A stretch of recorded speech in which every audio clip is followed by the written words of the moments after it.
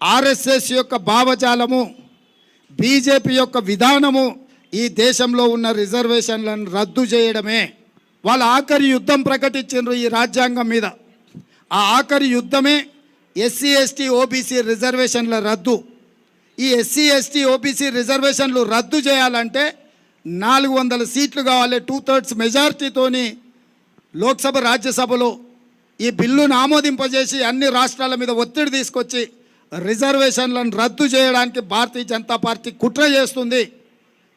1925 సంవత్సరంలో మొదలుపెట్టిన ఆర్ఎస్ఎస్ 100 సంవత్సరాలు పూర్తయ్యే లోపల ఈ దేశంలో రిజర్వేషన్లను రద్దు చేస్తామనే విధానాన్ని ఆర్ఎస్ఎస్ తీసుకున్నది.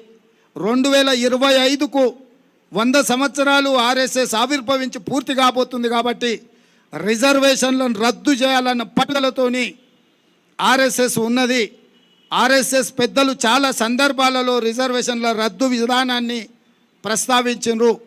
ఆ రోజు ఇక్కడున్న మీడియా మిత్రులకు చాలామందికి తెలిసి ఉండాలి. మండల్ కమిషన్ అంశం ముందుకొచ్చినప్పుడు కమండల్ తీసుకొచ్చారు. అద్వానీ గారు రథయాత్ర తీసి దేశం మొత్తం మత విద్వేషాలను రెచ్చగొట్టి 2 జాతుల మధ్యలో పంచాయతీ పెట్టి మండల్ కమిషన్ అమలు కాకుండా ఆ రోజు బీజేపీ అడ్డుకున్నది. ఆ రోజు చాలా మీడియాలలో ప్రస్తావన వచ్చింది మండల్ వర్సెస్ కమండల్ అని. ఈరోజు కూడా రాహుల్ గాంధీ గారు ఓబీసీ జనాభాలను లెక్కించి వాళ్ళ నియామకాల విషయంలో వాళ్ళ నిధుల విషయంలో స్పష్టమైన గిరి గీయాలని ఏదైతే అనుకుంటున్నాడో, ఎస్సీ ఎస్టీ రిజర్వేషన్లు ఇచ్చి అమలు చేసిన కాంగ్రెస్ పార్టీ ఇప్పుడు ఓబీసీల పక్షాన నిలబడడంతో బీజేపీ కుట్ర చేసి ఈ ఎన్నికల్లో కాంగ్రెస్ మీద విష ప్రచారం చేసి ఎట్లయినా నెక్కి రిజర్వేషన్లను రద్దు చేయాలనుకుంటున్నారు. అందుకే ఈ రాష్ట్రంలో ఉండే ప్రతి ఒక్కరికి నేను విజ్ఞప్తి చేస్తున్నా, ముఖ్యంగా ఎస్సీ ఎస్టీ మైనారిటీ ఓబీసీలకు, బీజేపీకి మీరు వేసే ప్రతి ఓటు మీ రిజర్వేషన్ రద్దు కావడానికి ఉపయోగపడుతుంది. బీజేపీ ఒక్క సీటు గెలిచినా మీ హక్కులను కాలరాయడానికే ఆ బలము ఉపయోగపడుతుంది. మీరు ఆలోచన చేసి నిర్ణయం తీసుకోండి.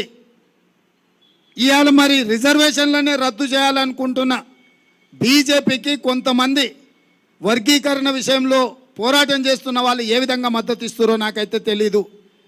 అసలు ఉన్న కొండ నాలుకకు మందేస్తే ఉన్న నాలుక ఊసిపోయిందని మీరు తాత్కాలికమైన స్థానిక రాజకీయ లబ్ధి కోసం ఏదైనా మీరు బీజేపీకి మద్దతు ఇస్తే ఇది 100% రిజర్వేషన్ల రద్దుకు దారితీస్తుంది.